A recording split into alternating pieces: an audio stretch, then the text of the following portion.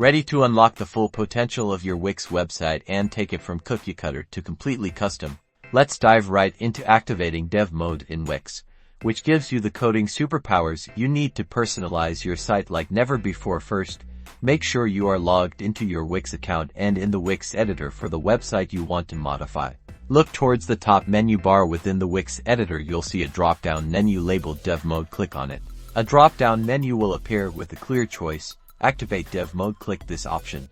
A pop-up window will appear asking you to confirm you want to activate Dev Mode. Be sure to read the warning. Dev Mode unlocks coding features and comes with great power, but also potential to break your site if you aren't careful. If you are ready to proceed, click Turn on Dev Mode.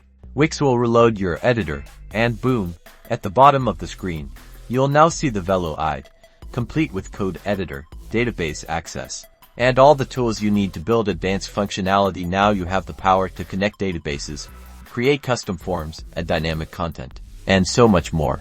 Congratulations!